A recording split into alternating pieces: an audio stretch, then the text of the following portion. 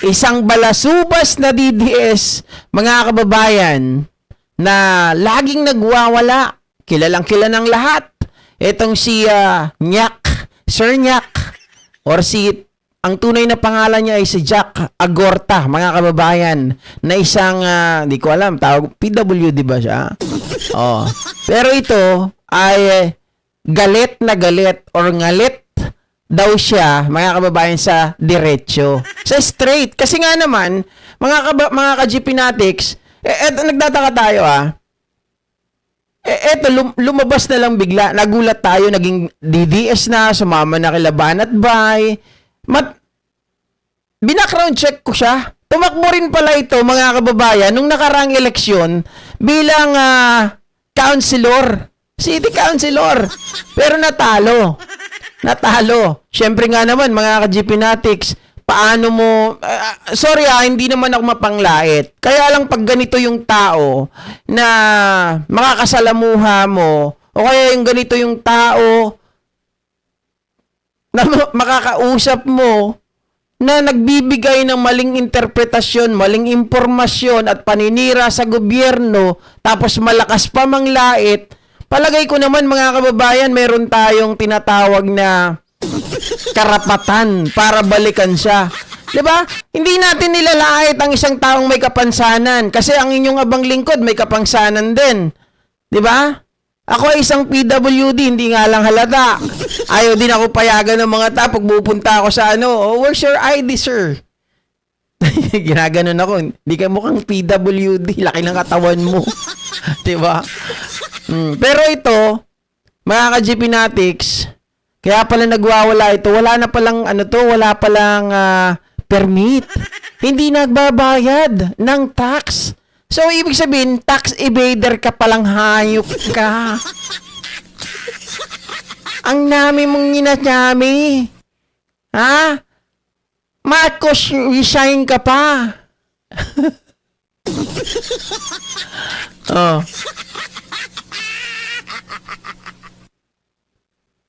Tawag dyan ka GP, kabiyak-biyak yung nguso. Dati nang DDS troll yan, tapos naging vlogger.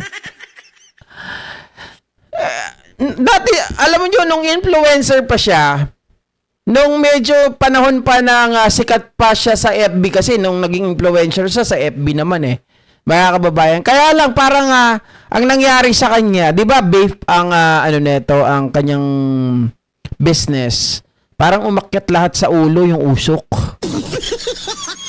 Yung usok, mga kababayan, ng tagumpay, umakyat sa ulo niya.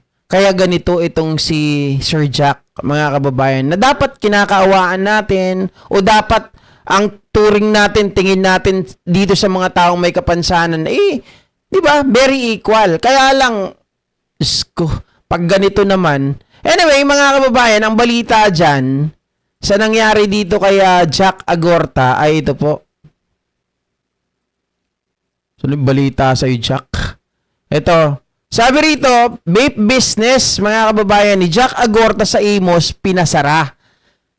Dahil di umano sa paglabag sa revised revenue code ng lungsod, kinilala ng City Hall. So, when you say revenue, tax yan, mga kababayan. Hindi nagbabayad. Imus City, Cavite, pinatupad ng Imus City Government ang closure order laban sa isang vape business na inuugnay kay Jack Agorta or Argota matapos mapatunayang lumabag sa Imus Ordinance or Imus City Ordinance number 04-133 series of 2019 o mas kilala bilang revised revenue code of the city of Imus. Ayon sa mga opisyal, ang nasabing ordinansa ang nagsisilbing batayan ng pagbubuwis, bayarin at regulasyon sa operasyon ng mga negosyo. Mga kababayan, di ba sa mga usapin na kapag ikaw ay hindi nagbabayad ng tax, ang tawag sa'yo, magnanakaw. Di ba? Tawag sa'yo, magnanakaw. Hindi ka nagsasabi ng totoo. Ang tawag sa'yo, mga kababayan, di ba? ay tumatakas sa responsibilidad.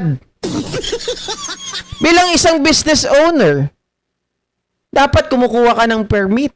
Dapat nagbabayad ka ng tax. Oh. Kaya ka ba galit kay PBBM? Sabi kasi ni Jack Argota, siya daw ay galit sa magnanakaw. So dapat magalit ka rin sa sarili mo, murahin mo, munahin na mo. Dapat ganun.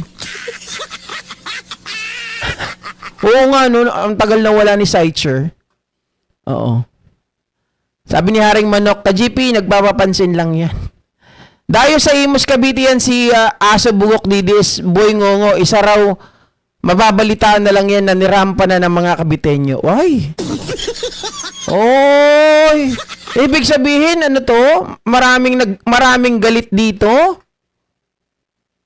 Maraming galit kaya nyerngak? Ang yaman niya kasi uyang niya, di ba? Oh. Lagi nagmumura to. Mga kababayan. Galit ako na magnanakaw. Oh, magjijala Duterte. Ang naging presidente. Umut kayong lahat. Anak ng tinapa. Hindi ka pala marunong magbayad ng tax? Ang lakas ng loob mo na banata ng presidente natin. Sabi niya po, may narinig ako dun sa kanyang speech, mga kababayan. Pinamayalan ka namin. Kami nagmamayan ng tax ng sinasahod mo. Hindi ka naman pala kasama dun, ngongo.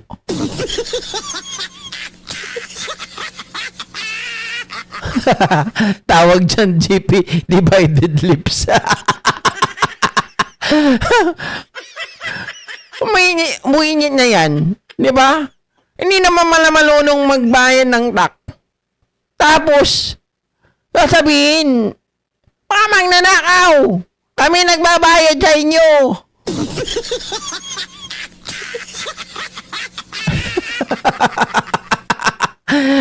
Di ba? Sabi dito mga kababayan, sa isinagawang pagsusuri, lumitaw umano ang kakulangan o hindi pagsunod sa mga rekisito sa ilalim ng Revenue Code. Dahilan upang pansamantalang isinelyuhan ang establishmento hanggang maayos ang lahat ng obligasyong itinakda ng ordinansa. Mabuti pinagbigyan ka pa. So for the meantime, close muna yung business mo. Ayusin mo kasi yung mga papeles. Ang ordinansa ay umiiral para sa lahat ng negosyo, malaki man o maliit, ayon sa isang opisyal ng lungsod. Ito ay para sa maayos na pamamahala at kapakanan ng mga mamamayan. Nilinaw rin ng City Hall ng hakbang ay hindi personal, kundi bahagi ng mahigit na pagpapatupad ng lokal na batas sa buwis at permit upang matiyak na patas at legal ang operasyon ng lahat ng negosyo sa Imus. Tama? Hindi pwedeng, mga kababayan, na yung ibang mga establishment, yung ibang mga business ay sila mag-ooperate, 'di ba? Tapos itong kabila, kasi it's a matter of competition. Let's say for example, merong isang vape shop din nun. Tapos yung vape shop meron namang permit, tapos ikaw kalaban ka, mga kababayan, wala kang permit. 'Di ba? Oh. Hindi ka talaga makakalusot kay Mayor Aa. Sinong Mayor Aa? Atong Araulio. Tama? Atong Araulio. Grabe, tawa ko sa HGP po watching from Madrid, Spain. Oy. Ano to, Spanish? No habla Espanyol? Yung ngongo na didis pa, double disability amp. Yung matindi dyan, double damage ka talaga dyan. Diba? Mga kababayan, Diyos ko, ngongo ka na, DDS ka pa.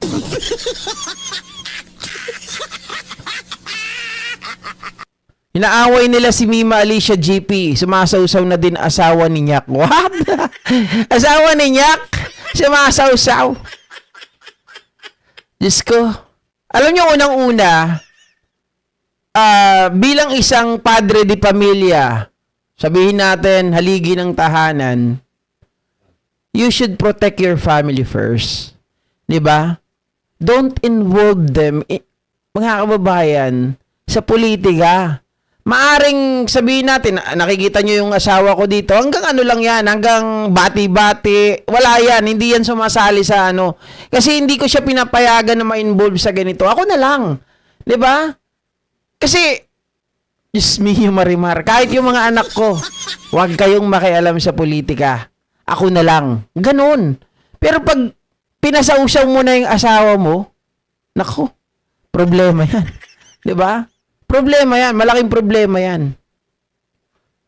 Kasi imbis na tahimik ang buhay mo, ikaw lang ang may problema, papasamahin mo pa yung pamilya mo, nako. Ano ba ang negosyo niya, Sir GP? Vape shop. Vape shop. Eh, alam naman natin, mga kababayan, naging mahigpit sila sa vape. Bakit kanyo? Unang-una, pagdating po sa vape na negosyo, nagiging prone na rin yan sa addiction.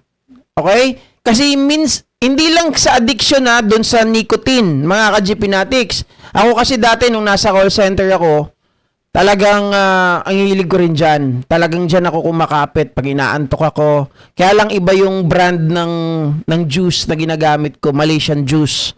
Yung Yakult. 500 pesos siya per 120 ml. So, 1 week ko yun. 1 week yung ano na yun. Pero simula nung nawala yung variety ng juices na yon, wala nang kumuha kasi sobrang taas na ng tax. Hindi na rin ako nag-vape. Pero yun nga yung sinasabi ko kasi yung juices na yan, mga kababayan, pwedeng nagkakaroon na kasi diyan ng pwede na sila mag-extract ng tinatawag na juice ng ng MJ, ng marijuana. Nauso yan, mga kababayan, kaya sobrang naghigpit po ang BIR, tapos ng, hindi lang BIR, ano pa ba yung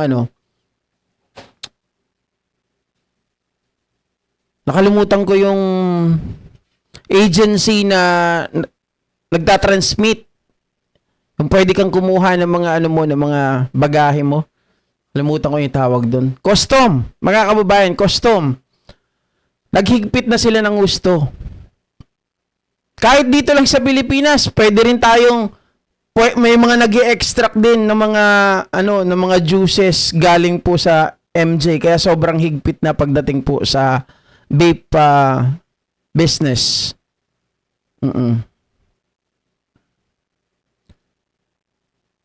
Sabi ni Ma'am Irma Kapuyan, tarat pala yung mimiyak na yan. Sari-sari store lang, kailangan na ng permit, abay tax.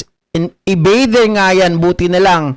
Hindi naging counselor yan, kundi kurakot din yan ng barya sa umay.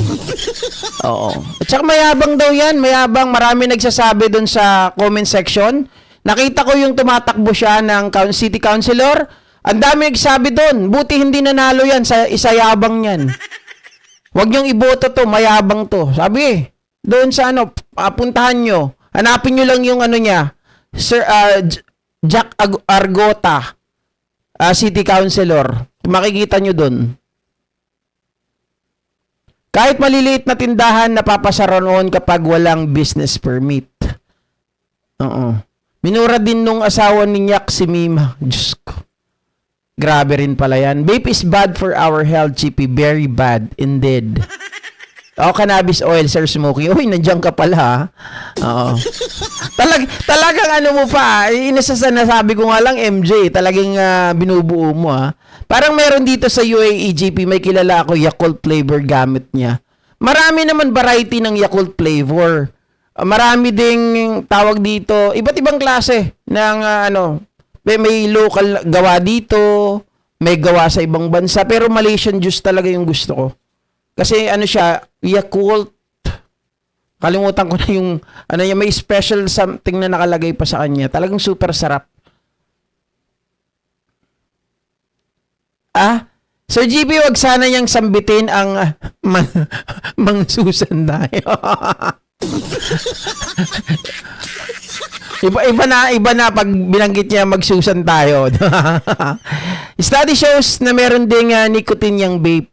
May nicotine naman po talaga. It depends on you kung ilang nicotine ang gusto mo. Ako kasi dati, guys, ang ginagamit ko lang kasi meron yan. Yung mga katrabaho ko, yung nicotine nila, meron yan 3, 6, 9, 12, 25, 50. Ang gamit ko lang dyan yung pinakamababa, 3. Yan lang yung kaya ng dibdib ko. Hindi ko kaya yung hindi ko kaya yung 6, hindi ko kaya yung 9, yung 12, 25, 50. Hindi ko kaya yun. Sobrang taas. Ang sakit sa dibdib. Buti na lang natanggal sa anak ko at mga pamangkin ng paggamit ng vape kasi pasosyal sila nung mauso yon. Ganun ba yun? Pasosyal pag nagbi-vape? Hindi naman. Ako kasi nung time na talagang masasabi kong na-addict din ako dyan sa vape, nasa call center talaga ako nun. Kasi hindi ako nagyoyosi, guys. Hindi ako nagyoyosi. In order for me to get in doon sa mga katrabaho ko, hindi ako pwedeng makasalamuha sa kanila nang hindi gumagamit ng vape. Bakit kanyo? Kasi may advantage eh. Bakit? Yung boss namin, operation manager, tapos yung supervisor namin, yung coach ko, magano sila, bababa na lang basta, kahit hindi break, guys. Magyoyosi break sila, lalabas sila. So ngayon, kung hindi ka sasama sa kanila, kung wala kang vape, hindi ka makakasama dun sa baba. Lalong-lalo na nung newbie pa ako. Syempre, newbie ka pa, takot ka pang iwanan yung mga customer mo dati. 'Di ba? Takot kang iwanan kasi baka magalit, something like that. O kaya pag may pumasok na calls. Now, there was a time na napapansin ko, teka lang, I'm always out. Hindi ako makasama sa kanila. Tapos lugi ako sa calls. So, instead of using a Yossi or a cigarette, mga kababayan, nag-beef ako. Bumili ako ng device ko. So, nung una, hindi ko pa gusto yung mga juice until such time na natikman ko yung Malaysian juice na inintroduce din ng boss ko. Mahal nga lang, pricey. Kasi yung iba 150 lang eh. Sa kanya 500. Pero yun talaga yung nagustuhan ko. So yun yung naging kwento kung bakit ako na-addict dun sa para mabawasan yung toxic mo sa calls na natatanggap mo sa mga irate customer. 'Di ba? Mga kababayan, may Yossi break. Makakasama ka sa Yossi break. Bababa kayo. Walang pakialam yun pag yung calls namin. Kung may calls kami, tapusin namin yon. Tapos, kahit hindi pa naka-plot yung lunch break namin or yung break namin, okay lang yun. Yossi break kami with my boss, with our boss. 'Di ba?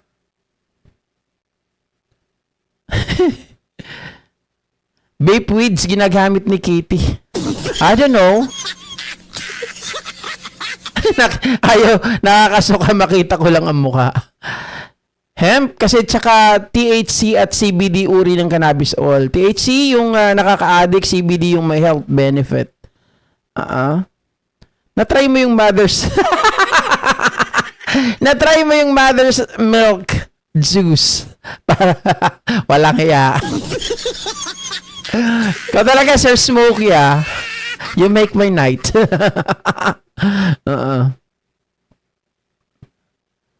Ayun. Hi, hello, Ma'am George Reyes. Hello for watching per Monaco, France. Good evening. Sa mga bago dito, baka hindi pa kayo nagla-like o hindi pa kayo nagsusubscribe, guys, please do subscribe to our channel. Seryoso. Hindi ko pa natikman yung mother's milk juice. Promise, hindi ko pa natikman yan. Oh, yan mga kababayan na kaya siguro galit na galit ito kasi nga napasarado pala yung kanyang business. Okay? Dahil galit nga siya sa straight. Straight kasi si PBBM, di ba? Mga kababayan, dahil gobyerno nagpasarahan ng kanyang vape shop, siguro kaya siya galit na galit. Galit daw siya sa magnanakaw pero kumakambi sa magnanakaw. Oh, galit sa magnanakaw pero siya mismo nagnanakaw sa kabanang bayan. Kasi mga kababayan, kapag ikaw ay tumatakas sa responsibilidad, alam naman natin na ang tax ay napaka-importante sa atin. Diba? Napaka-importante yan dito sa Pilipinas, sa gobyerno natin. Dahil yung tax natin, nagagamit natin yan sa hospital, pagpapagawa ng mga buildings, diba? Pagpapagawa ng mga tulay. Diyan nagagamit yan eh. Sabi ni Rondy Quiros, GP, Sir GP, on a personal note, I admire kind of blogging. You read all the comments, making us feel that our opinion really matters. Kudos, Sir GP. Of course, yes. Kayo naman talaga di ba? Remember mga kababayan, yung aking ano ba tawag doon? Profile, di ba? Nakalagay doon mga kababayan, opinion mo. Nakalimutan ko na. Ano ba yung nakalagay doon? Opinion mo, bida dito. Di ba? Opinion mo ang bida dito. So, mga kababayan, doon pa lang, masasabi na natin na kayo talaga yung nagdadala dito. Kasi minsan, pag nawala na ako sa focus, nawala na ako sa topic, na off topic na ako, di ba? The only way na makabalik ako doon, by reading your comments. 'Di ba? In order you to feel, tama kayo, para ma-feel nyo na kayo ay talagang mga kababayan, ibinavalue. Kayo naman talaga ay napaka-importante dito. Hindi totoo 'yun. Hindi totoo, mga kababayan. Anong hindi totoo? Mali na ako ha. Totoo 'yun. Totoo 'yun na talagang binavalue kayo dito. Okay? Hindi 'yun etus. Oh. Yung isang ngaw-ngaw ng ngaw-ngaw, may miyaw-miyaw ng miyaw-miyaw. Eto ngak-ngak ng ngak-ngak. Huli mo yun, ha? Oh, may ngak-ngak ng ngak-ngak. Sorry, may ngaw-ngaw ng ngaw-ngaw, may miyaw-miyaw ng miyaw-miyaw, meron ding ngak-ngak ng ngak-ngak. Nanakawan daw kasi yung store niya, GP, ng 250,000 pero the closure says otherwise. Ano? Nanakawan ng 250,000?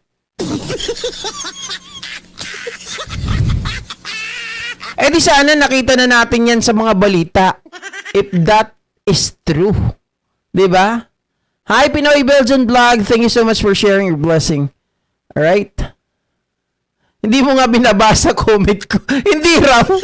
Walang iya. Oo. Thank you, GP. More power and God bless you more. Hay, kung may permit lang siya mananatili ang kanyang negosyo, sisihin niya ang sarili niya, hindi siya naging matuwid at sumunod sa batas. Wake up, mimiyak, bago mahuli ang lahat sa'yo.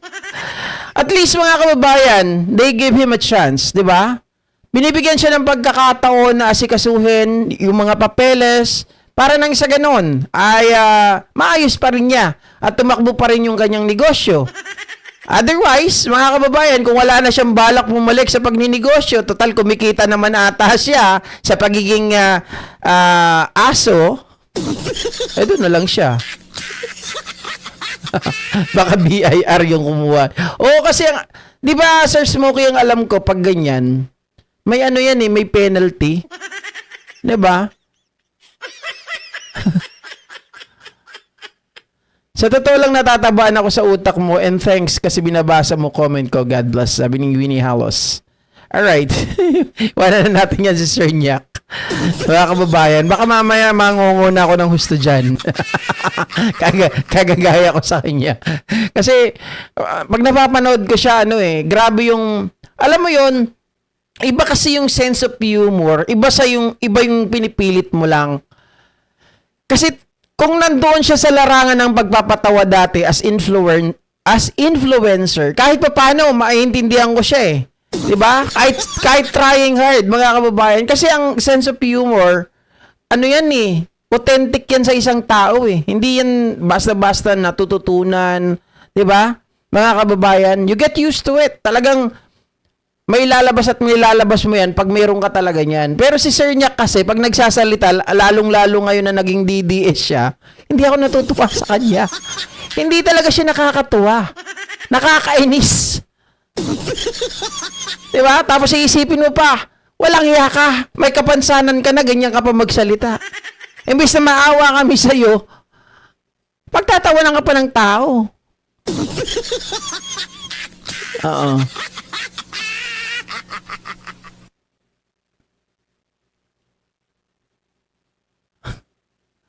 Okay. So, next topic ulit, mga ka-GP Natics. Medyo marami ako naihanda ngayon. Daming utang eh, no? Ilang oras na ba tayo? Wala pa naman, one and a half pa lang. Ito pag-usapan natin, mga kababayan, mga ka-GP Natics.